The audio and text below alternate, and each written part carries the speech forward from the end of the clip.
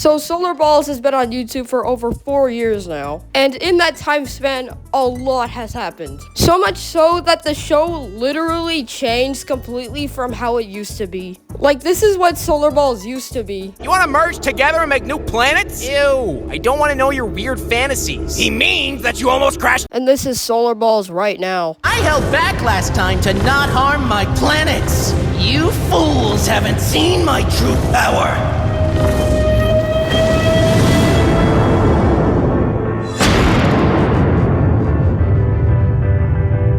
Like, you can really see the difference. And also, this show has had many characters over the years. Like, a lot. We got some good ones, some alright ones, and some that are just forgotten. Like, there are some characters that I really like. So I thought to myself, why don't I just rank every single Solarballs character from worst to best? So that's what I'm going to be doing in this video. But there are going to be a couple ground rules. Rule number 1. If a Solarballs character doesn't have a given name, then I will not rank them. So yeah, these planets that X recruited, I will not be ranking. Rule number 2. You're going to see that sometimes 2 or more characters are going to be in the same place. And that's simply because either they're exactly the same as each other or they just deserve it. Rule number 3. Everything I say about each character is just my opinion. I just like some characters more than others, so if you disagree with me at any point, please don't make this a big deal. Anyways, with that out of the way, let's begin this super long journey of ranking every single Solarballs character from worst to best. At last place with number 69, we have Yupori and Calicor. These 2 moons of Jupiter are literally forgotten by the show's creators themselves. They only get like 20 seconds of screen time, and then after that, they're just gone. Why even add them to the show at all if you're not even gonna do anything with them? So yeah, in my opinion, Yupori and Calicor are the worst characters in Solarballs. At number 68, we have Tethys. Now, they did sort of give Tethys a spotlight in like 1 episode, but after that, they didn't do anything else with him. In the most recent Solarballs episodes, he's just kind of there, just existing with the other moons of Saturn. It also kind of adds to the fact that I just don't really care about him, so yeah. Hey, update. They actually finally gave Tethys more lines in the newest Solarballs episode as of me recording this, so just wanted you to know that. At number 67, we have Hyperion. Now, Hyperion is slightly better than Tethys in the sense that they use him slightly more, but yeah, that's about it. At number 66, we have Alara. Now, some of these characters that I just ranked are slightly better than the other, and Alara is no different. She is just slightly better than Hyperion, but that's all I really have to say. At number 65, we have Amalthea. Now, Amalthea is only this low just for the same reason as Alara. But the only reason why I'm putting her above Alara is because she is a bit reddish. And if you watch any other of my Solarballs videos, you may remember that I'm pretty biased towards the color red. So that's why she's higher than Alara. At 64, we have Rhea. Now, I feel like Rhea gets the same treatment as Tethys, but I honestly think she's more interesting. So that's why she's a bit higher than Tethys. Hey, Editing Martian's not here. So it turns out Rhea did not get the same treatment as Tethys because they gave her more lines. I'm stupid. At number 63, we have Oberon. Now, he's a pretty alright character. I mean, they gave him much more lines and he got a lot more screen time. But we still haven't really reached a good category, so he's still pretty low on the list. At number 62, we have Metis.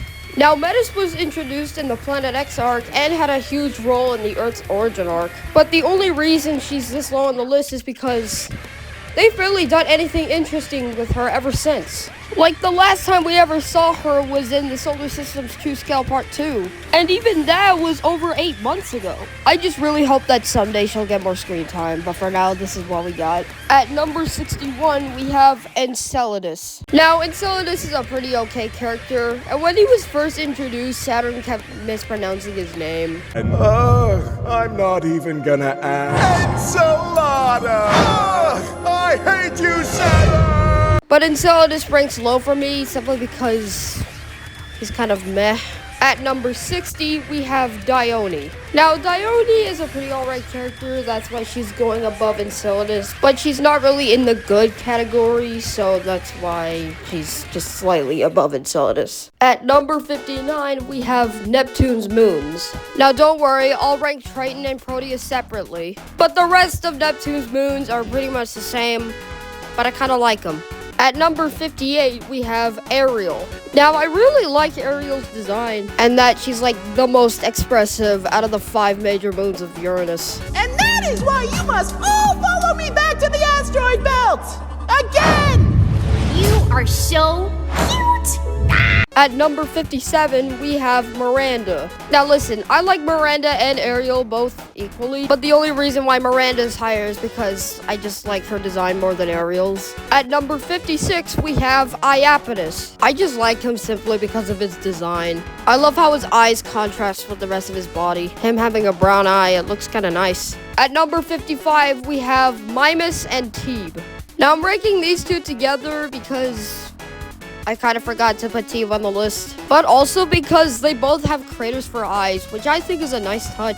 At number 54, we have Umbriel. Now, I like her for being unique to the other moons because she's like completely mute. It's simple, but that's why I like her. At number 53, we finally have our first planet on this list, aka Uranus. Now, out of the 8 planets, Uranus is kind of my least favorite, but that doesn't mean I don't like him or anything.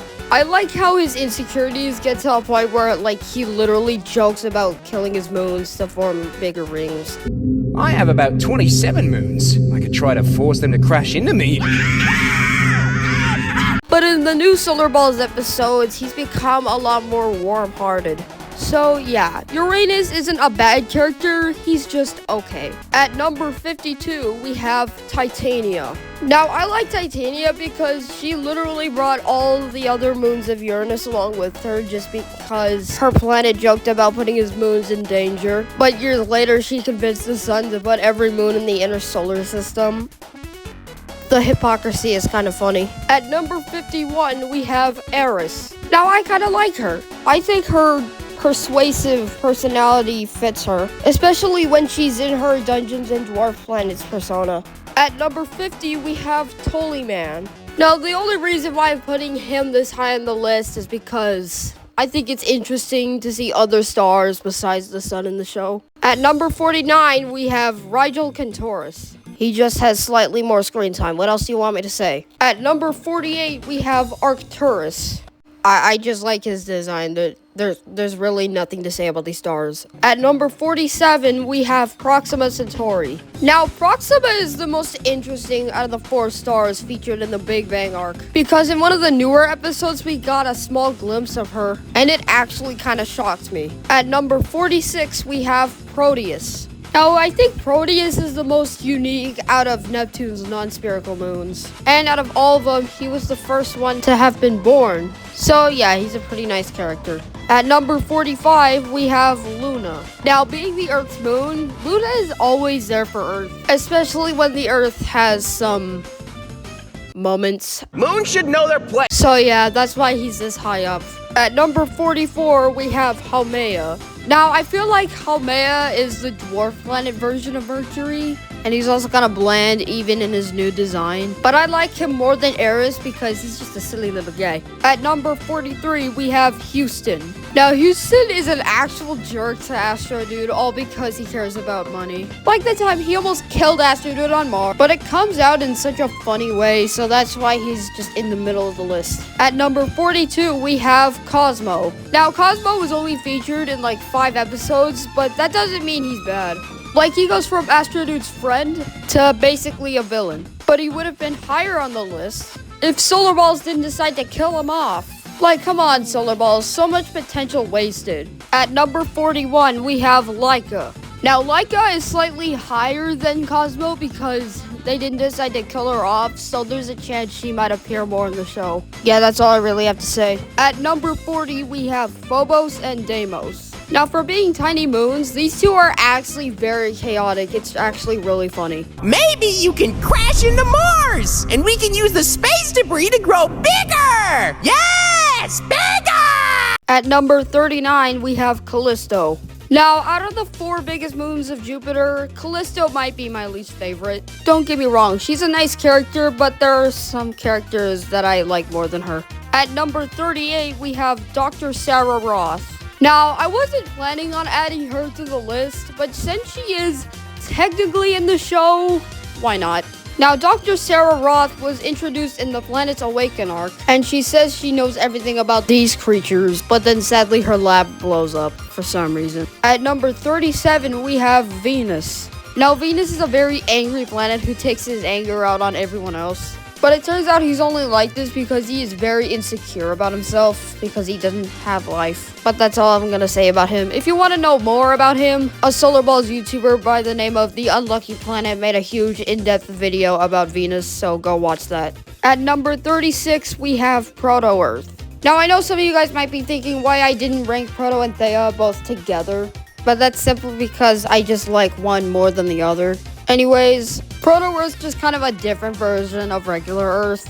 Also, his name is kinda, I don't know. It just kind of feels like his name predicts the future, if you know what I mean. At number 35, we have Mercury. Now, I like Mercury more than Venus because he's a bit more interesting, in my opinion. Especially in modern Solarballs, where he is shown to have spent more time with the sun, which I think is pretty interesting.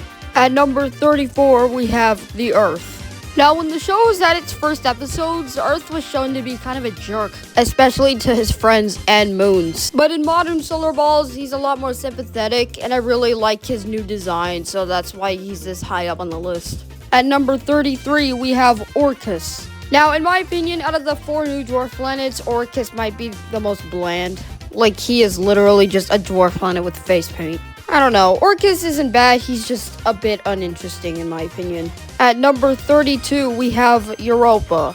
Now, when she was first introduced, she was kind of like Phobos and Deimos, just absolutely deranged in a really funny way. But nowadays, she's not as deranged as she used to be, but I don't mind it because it's a little thing called character development. At number 31, we have the Dark Side of the Moon. Now, this guy is going really high up on the list because he's a very interesting character.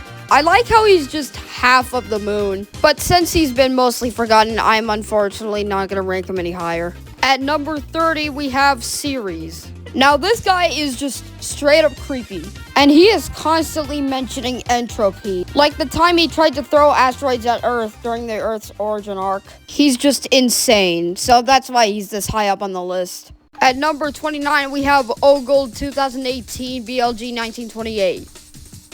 Or just Ogle. Now, for being our first rogue planet on this list, I gotta say, he's a pretty good character. But I still do like some other characters more than him, so that's why he's only getting this high on the list. At number 28, we have Quawar. Now, I like Quawar more than Orcus for 2 reasons. 1, his rings are literally outside his Roche limit. And 2 is because he always has that thing in his mouth. I don't know what it is. At number 27, we have PSO. Now, this guy's a hypocrite because he literally calls Planet X a blueberry and Planet X calls him an onion. It's really funny. Then you must know what an onion is. You better not be saying I look like an onion, Blueberry. Your words, onion, not mine. At number 26, we have Jupiter. Now, out of the 8 planets, Jupiter is definitely the smartest one. And I mean, he's the biggest. What do you expect? He's nice and informative, and he even gives the rocky planets advice from time to time. And yeah, that's all I really have to say about him. At number 25, we have Maki Maki. Now, Maki Maki is curious about literally everything, especially when he encountered the new dwarf planets. But he also likes to play dungeons and dwarf planets with all the other dwarves, so that's really nice. At number 24, we have Sibo. Now, Sibo, aka silicon-based organism, is an alien that has to be found underneath Titan's surface. Now, I really like Sibo's design, and I really like how he can speak to underground fish. You can tell I'm running out of things to say. At number 23, we have Ganymede. Now, because Ganymede is the biggest moon in the solar system, he has, like, insane leadership skills. Especially when he was training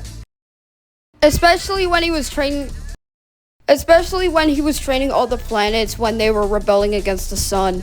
But his arrogance kind of puts him down, in my opinion, so that's why he's only at number 23. At number 22, we have Thea. Now, I do think Thea is more interesting than Proto-Earth because Earth was more curious about who Thea was, and also she got her own compilation called The Life and Death of Thea. So yeah, that's why she's much higher on the list than Proto. At number 21, we have Pluto and Sharon. Now, I'm actually ranking these two together because it feels like they're just made to be together. Like, Pluto and Sharon at the same time were both discovered by Uranus and Neptune 4.5 billion years ago. No other words, they're just a really nice couple. At number 20, we have Saturn. Now, out of all the planets, Saturn is definitely the nicest. But he isn't always perfect, like the time we were first introduced to his moons, where he kept on mispronouncing their names. Hi, Diane. It's Dione. Hello, Mime. Mimes. My name's Mimes. Hello, Moon, whose name sounds like salad in Spanish. Hey, Enceladus sounds nothing like... Okay, it kinda does. But although I really like Saturn, as well as his new design, I just gotta say...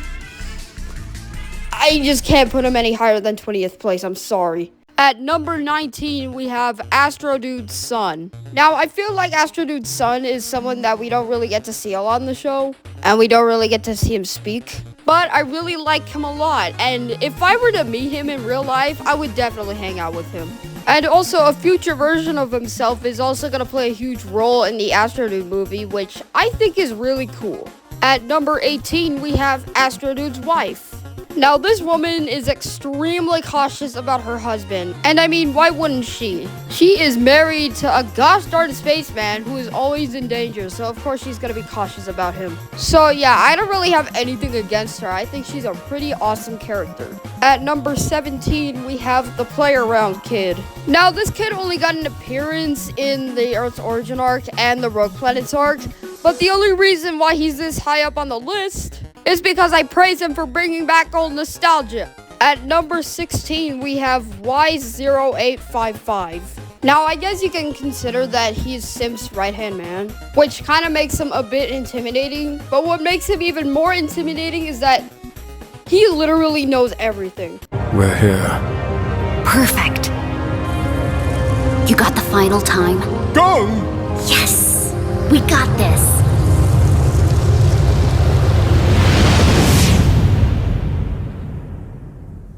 Wait, this is not your base. No, it's not. I know what you are doing. Enough of this! X, we need to warn the Earth before Simp and her army of edgelords make a move. Are you with us? No, not this guy again.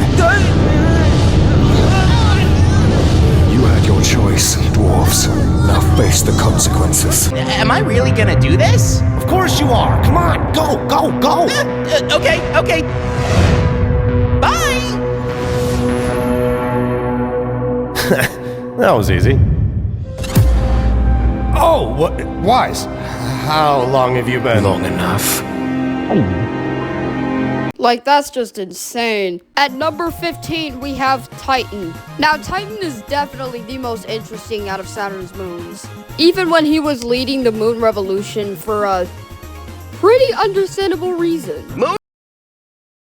So yeah, at number 14, we have Gong Gong. I like him because his little stick is that if you watch the show, you can immediately notice that Gong Gong says his name whenever he talks, kind of like a Pokemon. Gong gong, gong gong, gong gong, gong gong. At number 13, we have Astrodude's computer. Now, I feel like Astrodude's computer is just technologically built to pester the crap out of Astrodude, and I think it's really funny. I almost died on Venus like 100 times! But there are no killer robots this time.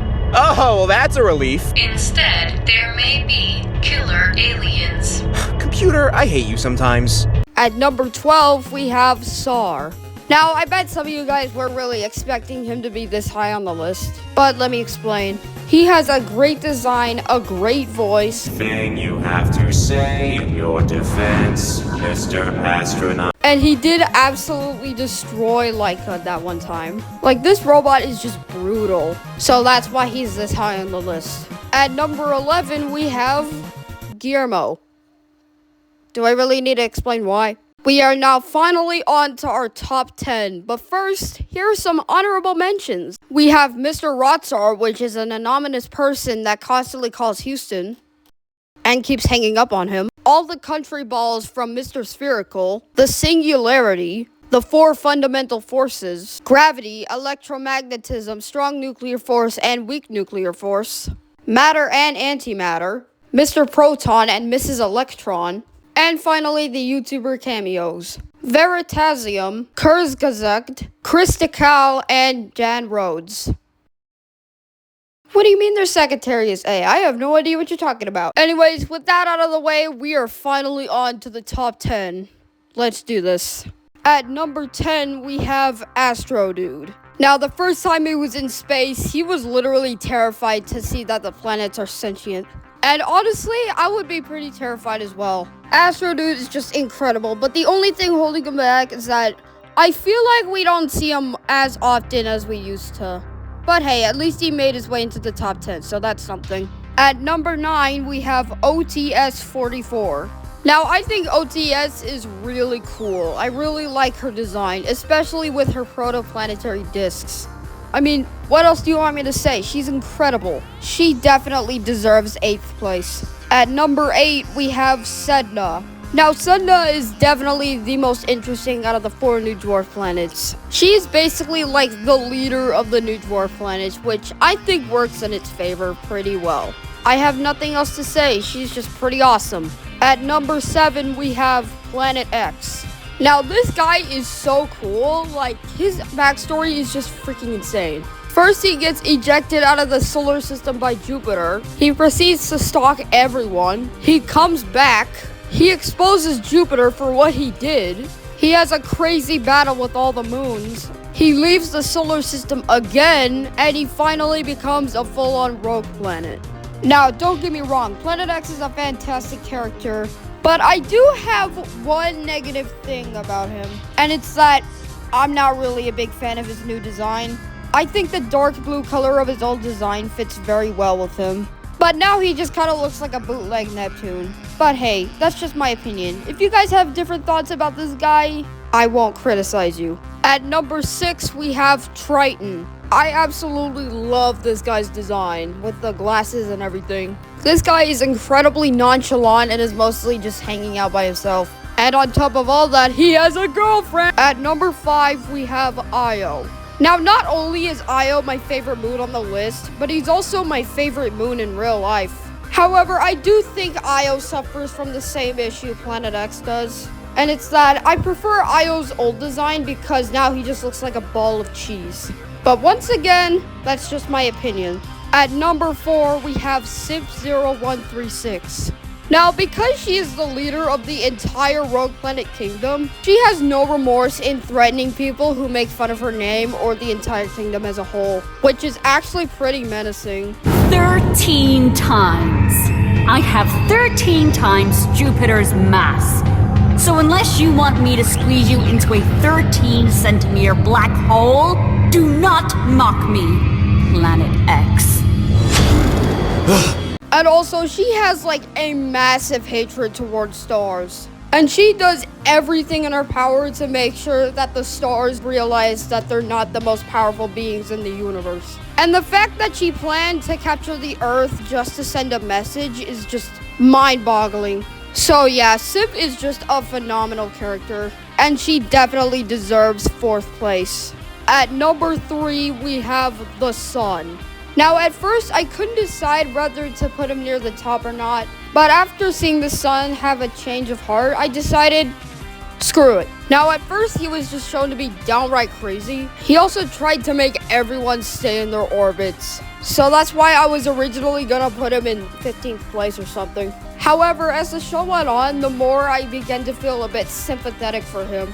Like, whenever you see him cry over everyone he's ever cared about just leaves him behind, you can't help but feel a bit bad for him. So yeah, I think the Sun deserves nothing more than 3rd place. At number 2, we have Mars. Now listen, I've wanted to put Mars at first place for the longest time, especially considering the fact that he is literally my favorite planet. However, I just couldn't find it in my heart to actually put him in first place because I think there is one thing that really brings him down. And it's that he's not always there for his best friend, like in the Earth's origin arc, even when he knew the Earth was feeling a bit off. So that's why I think he deserves to be the runner-up in the list. And finally, the best character on the list, at first place with number 1, we have Neptune. Now this guy has a short attention span and has serious short-term memory loss, and both come off in such a really funny way. I won't tell anyone. Tell us what? That Uranus stinks. Hey, you're right. It is kind of funny. By the way, Neptune is just really funny. 9 times out of 10 when he's on screen is just him consistently making me at least chuckle. He's just very silly, and that's why I like him so much. I don't think there's a single thing wrong with this character, and he is, without a doubt, in my opinion, the best character in Solarballs. And with that, I have officially ranked every single character from Solarballs from worst to best. And holy crap, this video took way longer than it should have. Now, of course, whenever a show has as big of a cast as this one, it's no shocker that some characters would be used more than others, in turn making the less used characters mostly forgotten.